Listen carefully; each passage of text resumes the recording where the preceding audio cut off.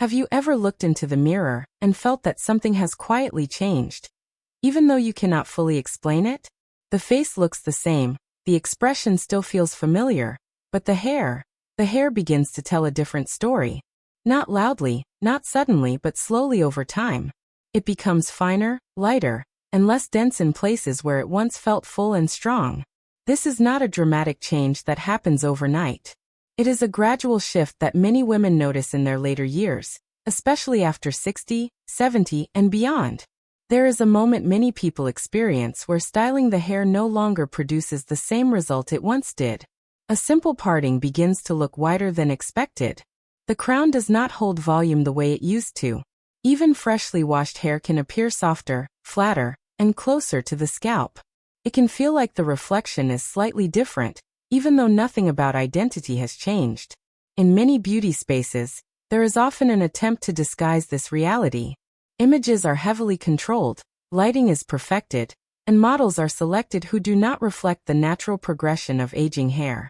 Extensions, fillers, and digital enhancements create an illusion that does not match everyday experience. But real life does not look like that.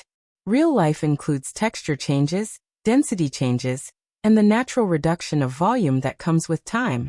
What matters most is not resisting this reality, but understanding it. Thinning hair is not a flaw in appearance. It is a natural evolution of the body. And when it is understood rather than hidden, it becomes easier to work with instead of against. Styling begins to shift from forcing volume to creating balance, from covering to enhancing, from correcting to adapting.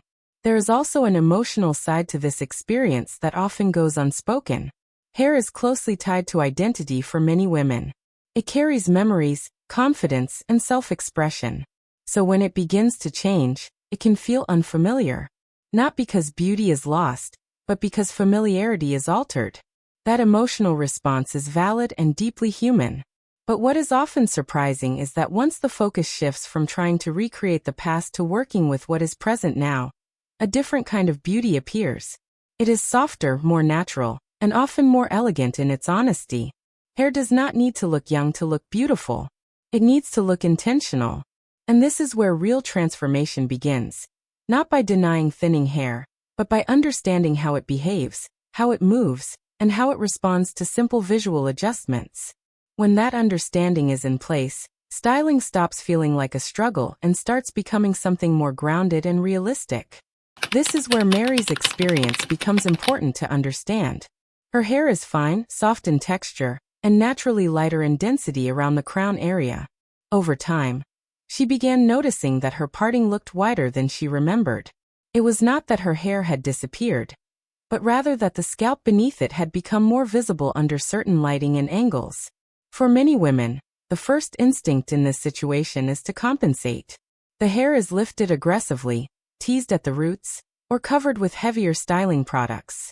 On the surface, this may seem like a solution, but in reality, these methods often create stiffness, breakage, and an unnatural texture that draws even more attention to the areas meant to be concealed. In Mary's case, the approach shifted towards something far more subtle. Instead of trying to force density through structure, the visual softness of the scalp area was adjusted using tonal balance.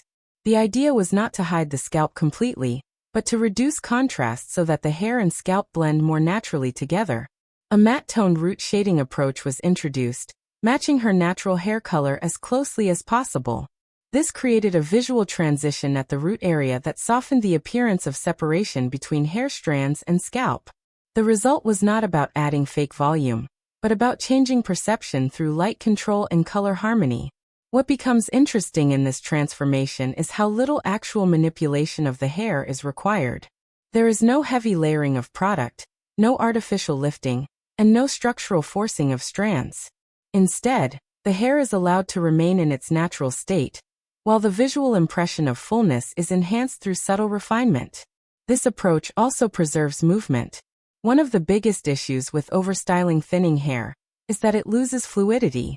It becomes fixed, rigid, and often heavier than necessary.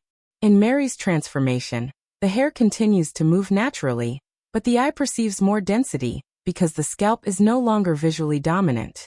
The change is not dramatic in a superficial sense. It does not transform her into someone else.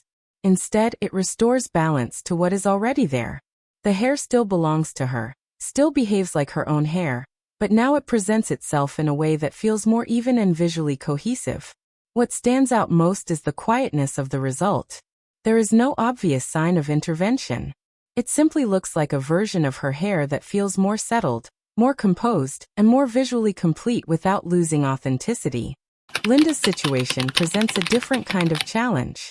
Her hair has retained length over the years, and at first glance, this might seem like an advantage. Longer hair is often associated with femininity, softness, and elegance.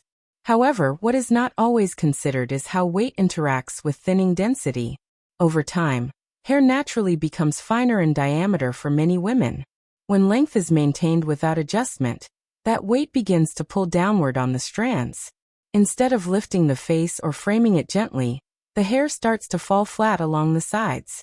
The crown loses structure, and the overall shape begins to look stretched rather than lifted. In Linda's case, this created a visual effect where the hair seemed to drag the features downward rather than complement them. The length itself was not the issue.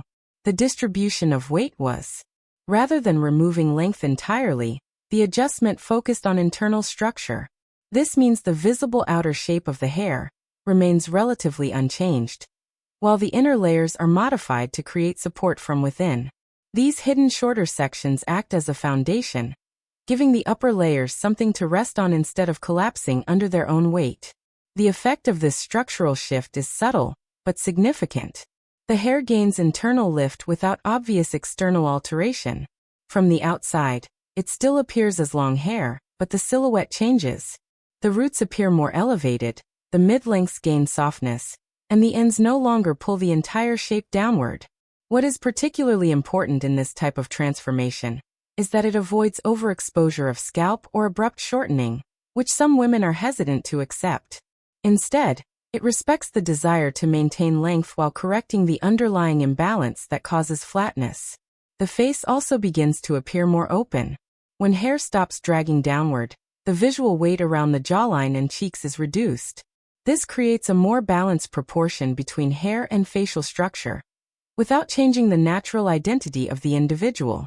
There is also a sense of movement that returns to the hair. Instead of sitting as a single heavy sheet, it regains dimension. Light can pass through it differently.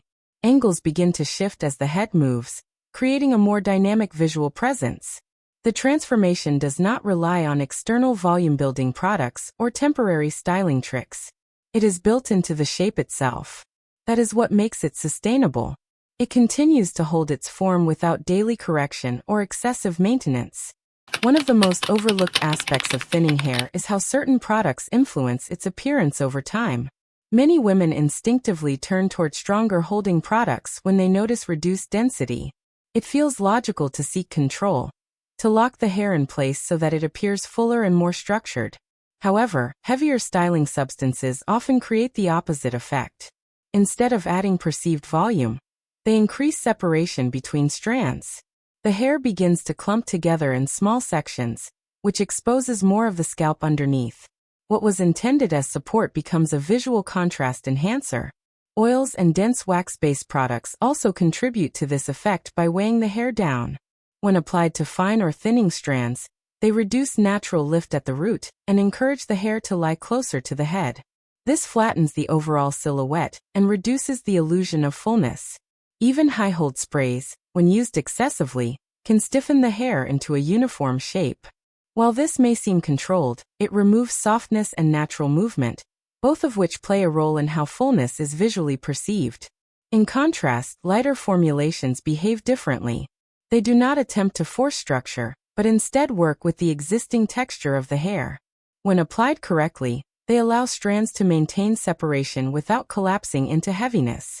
The key difference lies in weight distribution. Heavy products add downward pressure. Lightweight formulations allow lift to remain visible at the root area, while still giving gentle support to the mid-lengths. This shift in approach changes the overall appearance of thinning hair, without altering its natural state. It does not disguise texture, it refines it. It does not mask visibility, it softens contrast. What becomes clear is that the appearance of density is not always about adding more product or control. Sometimes it is about removing unnecessary weight, so that the hair can exist in a more natural balance with itself.